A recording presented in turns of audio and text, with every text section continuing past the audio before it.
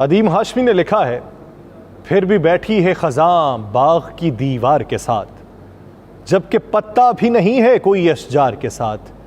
कुछ ताल्लुक तो नहीं था मेरा बीमार के साथ, फिर भी दिल डूब गया शाम के आसार के साथ। किसने चमकाया है सूरज मेरी दीवार के साथ, सुबह होती है मेरी तो तेरे दीदार के साथ। एक है मेरी अना, एक अना किसकी है, किसने दीवार बना दी मेरी दीवार के साथ। तुम बड़े लोग हो सीधे ही गुजर जाते हो, वरना कुछ तंग सी गलियां भी हैं बाजार के साथ। मुस्तकिल दर्द का सौदा है जरा नरमी से, कुछ रियायत भी तो करते हैं खरीदार के साथ। मेरे अश्कों पे तुझे इतना ताज्जुब क्यों है, तूने चश्मे नहीं देखे कभी कोहसार के साथ। लफ्ज़ नश्तर की तरह दिल में उतर जाते हैं, खत मोहब्बत का भी लिखता है वो तलवार के साथ। कोई फनकार की तन्हाई की जानिब न गया, लोग जा जा के लिपटते रहे शाहकार के साथ। नाज़रीन, मैं हूँ यासिर रशीद और आप मेरा व्लॉग देख रहे हैं। नाज़रीन, मुल्की हालात को देखिए, समझिए और फिर खामोशी इख्तियार कर लीजिए। शायद इसी में आफियत है। ये दौरे पुरफतन है, क्या बोलिए। अगर कुछ सच बोलेंगे तो इक़्तिदार के सिंहासन पर बैठे हुओं को बुरा लगेगा, अजीब लगेगा, तल्ख लगेगा, एक कहर लगेगा और फिर उसके बदले वो आप पर कहर बरसाने को होंगे। इसलिए अक्सरियत ऐसी है जो खामोशी इख्तियार करके बैठी है। लेकिन क्या कीजिए, कब तक खामोश बैठेंगे। यूं लगता है कि जैसे एक जिंदा लाश बन चुके हैं, जो देख सकती है लेकिन बोल नहीं सकती। यूं बैठे बैठे अपने आप से घिन महसूस होने लगती है और अपना आप नाकारा लगने लगता है। ये कैसा निज़ाम जमहूरियत है। अगर इसे ही जमहूरियत कहते हैं तो आज से 500 साल कबल यूनान में क्लाइथेनस जमहूरियत की बुनियाद न रखता। अगर उसे मालूम पड़ता कि जमहूरियत इसे कहते हैं कि एक बड़े शहर में अक्सरियत न होने के बावजूद भी मेयर बनने के दावे किए जाते हों, अपनी हिमायत से इनकार पे लोगों को घरों से उठा लिया जाता हो, तो शायद वो जमहूरियत की बजाय नाजीज़म की बुनियाद रखता। अगर क्लाइथेनस को यह मालूम पड़ता कि जमहूरी मुल्क में पुलिस की वर्दी में लोग गिरफ्तार करके ले जाएं और अदालत में गिरफ्तारी से इनकारी हो जाएं, तो शायद वो जमहूरियत की बजाय सरमायादाराना निज़ाम की तरवीज करता। अगर यूनान के बादशाह को यह मालूम होता कि जमहूरियत के नाम लेवा अपने एक मुखालिफ को दबाने के लिए 10 मुखालिफिन को मिलाकर इकट्ठे हो जाएंगे, तो शायद वो जमहूरियत की बुनियाद रखने की बजाय अपनी जिंदगी जंगली हयात को त्याग देता। अगर जमहूरियत के खालिक को यह मालूम होता कि अपनी मंशा के तहत इंतखाबात से राह फरार इख्तियार करना और फिर अपनी ही मर्जी से इंतखाबात करवाने की रट लगाना जमहूरियत के बराबर गर्दाना जाएगा, तो शायद वो सेकुलरिज्म के रुझान को फरोग दे रहा होता। अगर क्लाइथेनस को यह मालूम होता कि एक दूसरे को गद्दार, मक्कार और अय्यार कहने वाले एक मौके पर इकट्ठे होकर नई पार्टी बनाकर उसे जमहूरियत का हुस्न करार देंगे, तो शायद वो जमहूरियत की बुनियाद रखने की बजाय मक्कारिज्म की बुनियाद रखता। अफसोस होता है कि मेरे एक मुल्क में कौन सा निज़ाम चल रहा है। मेरी छोड़िए, इस मुल्क के हुक्मरानों की राय मुलाहिजा कीजिए। वज़ीर दिफा ने आज पार्लियामेंट के फ्लोर पे खड़े होकर क्या बात की। पार्लियामेंट के फ्लोर पे वैसे खड़े होकर बात करना आसान है, लेकिन उस गंद का हिस्सा रहते हुए क्या कराहत नहीं होती। वज़ीर दिफा ने कहा कि मुल्क की 80% आबादी 2 वक्त का खाना नहीं खा सकती। यहां अमीर के लिए कोई कानून नहीं और आम आदमी को जेल में डाल दिया जाता है। अमीर के लिए कानून में तरामीम कर दी जाती हैं। तो ये बताइए, तरामीम किसके लिए की गई? अभी जो नैब की तरामीम की गई, क्या मेरे लिए की गई? क्या आपने अपने हल्के के अवाम के लिए की? क्या आपने अपनी ताजर बरादरी के लिए की? क्या आपने मुल्क में किसी एक शख्स को कवर देने के लिए की, या फिर अपनी उस अशराफिया के लिए की जिसकी जय जयकार करते आपको दहाइयां गुजर गईं? ख्वाजा आसिफ साहब ने आज कहा कि कंपनीज 500 अरब का टैक्स चोरी कर रही हैं। जब तक कड़वी गोली खाकर इन मसाइल का इलाज नहीं करेंगे, ये ठीक नहीं होंगे। आप 30 साल मुमलिकत खुदादाद पाकिस्तान के ऊपर हुक्मरानी करें, 30 साल हुक्मरानी करने के बाद भी आप दावेदार इस बात के हों कि हम मुल्क के अंदर इस्लाहात लाएंगे, तो बताइए उन 3 दहाइयों के अंदर आपने कौन सी इस्लाहात लाई? बताइए कि कौन से सरमायाकाराना निजाम को आपने मुमलिकत खुदादाद पाकिस्तान से खत्म किया। आप आज पार्लियामेंट के फ्लोर पे खड़े होकर बात करते हैं कि इन्हीं ने मुल्क में लूट मार का बाजार गर्म किया हुआ है और कोई पूछने वाला नहीं। ऐसे ऐसे लोग हैं जिनका टीवी चैनल्स पर नाम नहीं ले सकते। डाकू इस मुल्क में कौम को तालीम दे रहे हैं। उन्होंने कहा कि रियल एस्टेट में 500 अरब रुपए की टैक्स चोरी होती है, चाय दरामद करने में 45 अरब रुपए की टैक्स चोरी होती है। जिस मुल्क में हजारों अरब की चोरी हो वहां बजट कैसे पेश होगा? हमें इस टैक्स चोरी का मुस्तकिल हल तलाश करना होगा। हैफ सद हैफ हम उन लोगों को मुसल्लत करते हैं। बातें बहुत अच्छी हैं, ये बातें दिल को छू लेने वाली हैं, ये बातें आपको नेल्सन मंडेला तो बना सकती हैं, ये बातों से आप ची गवेरा की याददाश्त को रोशन तो कर सकते हैं, इन बातों से आप मौजे तुंग का पैगाम तो दे सकते हैं, लेकिन ये बातें हकीकत का रूप तभी धारेंगी जब आप इस बात का इकरार करेंगे कि हमें करना चाहिए था लेकिन हमारे अपने हाथ इस गंद के अंदर मुलव्वस रहे, हमारे अपने जुब्बे दागदार हैं, हमारे माथे के ऊपर अपना लगाया हुआ कलंक है, ये किसी दूसरे का लगाया हुआ नहीं है। वज़ीर दिफा साहब, आप मोहतरम हैं, आप उम्र के लिहाज से भी मोहतरम हैं, आपने सियासत में जितना अरसा गुजार दिया आप उस लिहाज से भी मोहतरम हैं, लेकिन अपनी पार्टी के इर्द गिर्द नजर तो दौड़ाइए। आपके हुक्मरान, आपकी पार्टी के रूह रवा पाकिस्तान के अंदर किस तरीके का तर्ज सियासत मुतारिफ करवा के गए। अगर अभी भी उसी तरीके का तर्ज सियासत पाकिस्तान के अंदर चल रहा है, ना तो आप उससे इनकारी हैं, ना ही आप उससे हामी हैं। आप न्यूट्रल रह के जिंदगी गुजारना चाहते हैं तो रहिए। पाकिस्तान में बहुत से न्यूट्रल हैं। पाकिस्तान में इस वक्त मईशत भी न्यूट्रल ही चल रही है, लेकिन आप मईशत को भी न्यूट्रल तर्ज पे चलाना नहीं चाहते।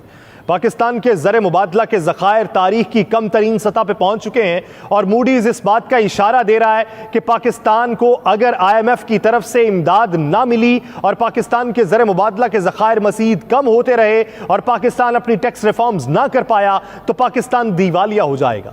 तो सवाल ये बनता है कि पाकिस्तान के अंदर इस मुआशी नहज तक पहुंचाया है तो किसने पहुंचाया? नए माली साल के बजट के हवाले से बात करते हुए वज़ीर दिफा ने कहा कि मुश्किल मुआशी हालात में से आवाम को रिलीफ देने की कोशिश की है। इसहाक डार साहब ने बजट में नामुमकिन को मुमकिन बनाने की कोशिश की है। वज़ीर दिफा का कहना था कि कौन सा इदारा है जिसको जंग या दीमक नहीं लगी हुई। हमारे बजट की कुल आमदन से ज्यादा तो हम सूद पर हैं। हमारी 2 वजारतें 1000 अरब रुपए खसारा कर रही हैं।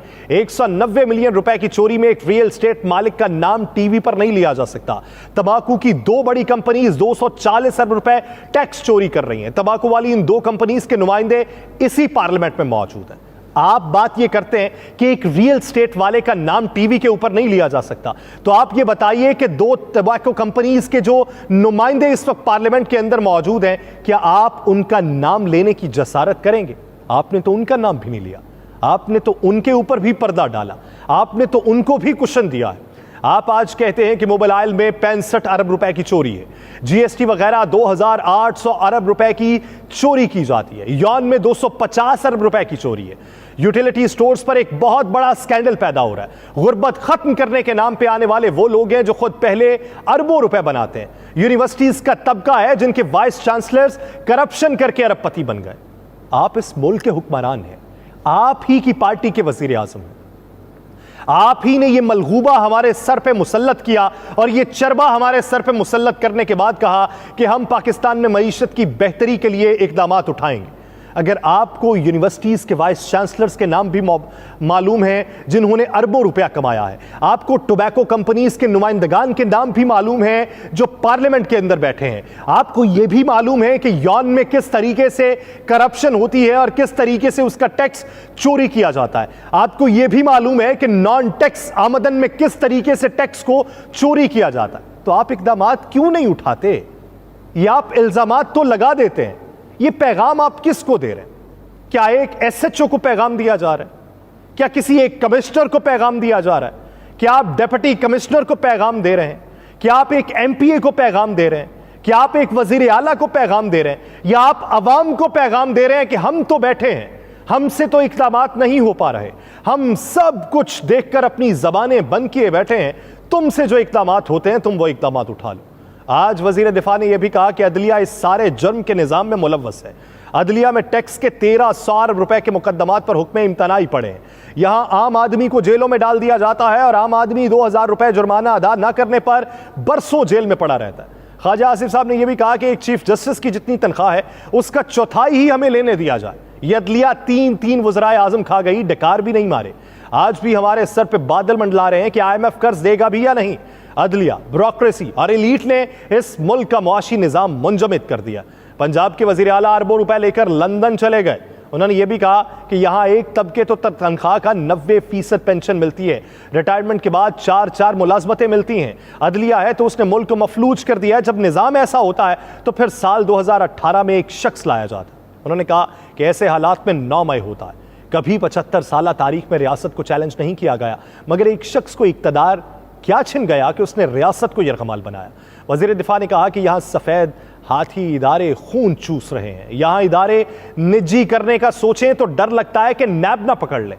इस वक्त 4000 अरब रुपए बिजली का सर्कुलर डेट है।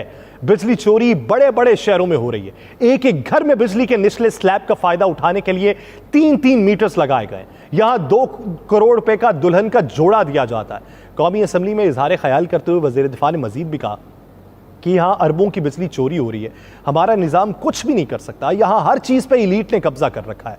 इन टैक्स चोरों को फायदा देने के लिए यहां से 1.5 साल लचक देने का कानून बनाया गया। अब वहां पे सवाल यह पैदा होता है कि एलीट असल में है कौन? आप क्या गरीब तबके से ताल्लुक रखते हैं? क्या आपकी परचून की दुकान है, या एक कारोबार के लिए आपने एक छोटी सी कपड़े की दुकान बना रखी थी और वहां से आपको नुमाइंदा मुंतखब किया गया और आप पार्लियामेंट के फ्लोर पे जा बैठे? क्या यह एलीट नहीं है जो सेनेट के अंदर बैठी हुई है? क्या यह एलीट नहीं है जो पार्लियामेंट के अंदर बैठी हुई?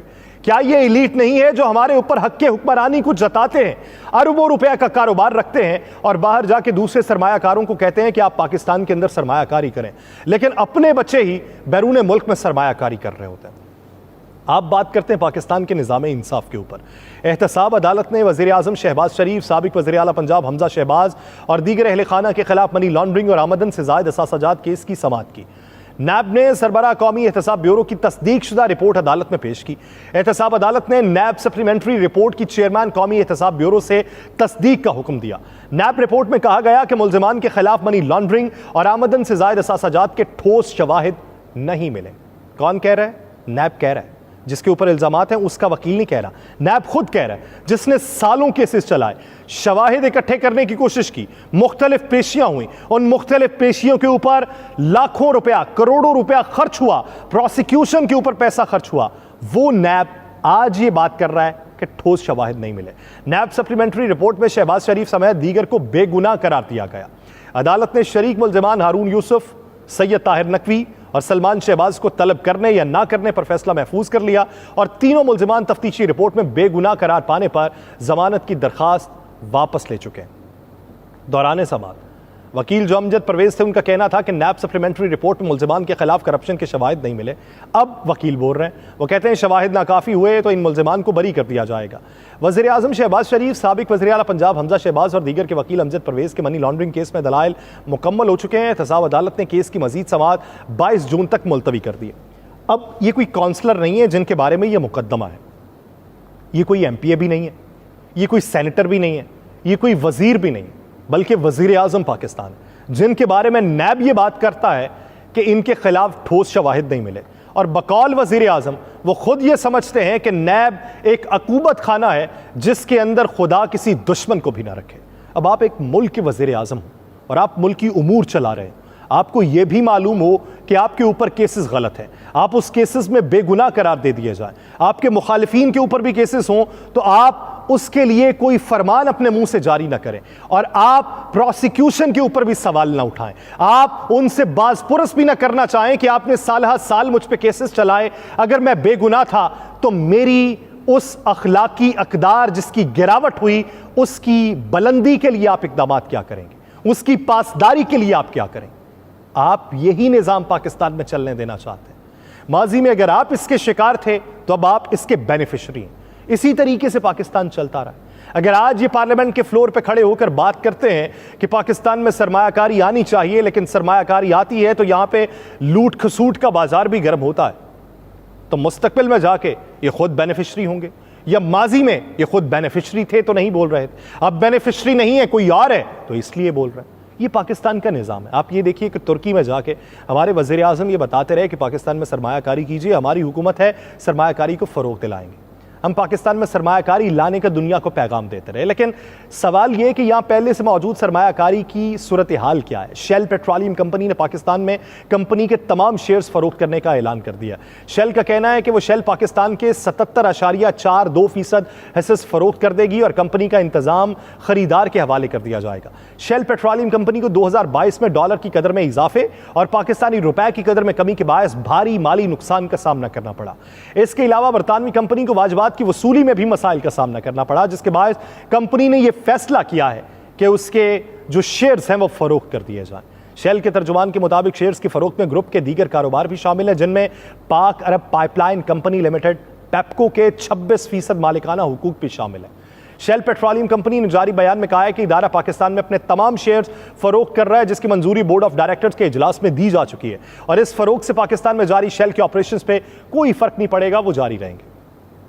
लेकिन जब नए लोग खरीद लेंगे तो नए लोग क्या उसी रेट पे खरीदेंगे? जब उनको ये लगेगा कि ये कंपनी जो 75 साल से पाकिस्तान के अंदर कारोबार कर रही थी, अब आके ये पाकिस्तान से जब इसका कारोबार भी वसी हो चुका है, जब इसके शेयर्स की तादाद भी बढ़ चुकी है, जब इनकी मालियत में भी इजाफा हो चुका है, तो अगर ये खसारे में नहीं है तो बेच क्यों रहे? खरीदार तो इस पे सोचेगा, और अगर कोई खरीदार खरीदेगा तो फिर वो किस तरीके से कंपनी चलाएगा? आप मुल्क के अंदर मौजूद सरमायाकारी को महफूज नहीं रख सकते तो आप बैरून मुल्क से सरमायाकारों को किस तरीके से पाकिस्तान में राग़िब करेंगे? पाकिस्तान में सरमायाकारी करवानी है तो उसके लिए पहले उसूल वज़ा कीजिए। अपनी ज़ात के अंदर से ये परागंदा सियासत को बाहर रखिए। सिर्फ ज़बानी जमा खर्च के ऊपर यकीन ना रखिए, बल्कि अमली इक़दामात के ऊपर यकीन रखिए। तो फिर ये आपको दुश्मनों को उठाने की ज़रूरत नहीं पड़ेगी जिन्हें आपने खुद साख्ता दुश्मन बना लिया। फिर ये लोगों को गायब करने की भी ज़रूरत नहीं पड़ेगी। फिर लोगों को अपने हक में राम करने की भी ज़रूरत नहीं पड़ेगी। फिर एक नई पार्टी बनने पर सुख के चैन की बांसुरी भी नहीं बजाई जाएगी। फिर अगर कोई होगा तो अपने इक़दामात की बदौलत होगा, अपनी गुड गवर्नेंस की बदौलत होगा, अपनी नेक नामी की बदौलत होगा। बसूरत दीगर बदनामी जिन लोगों ने कमा रखी है उनका नाम भी ताब्द जारी रहेगा, तो आपका भी जारी रहेगा। मुझे दीजिए इजाज़त, अल्लाह ने के बाद।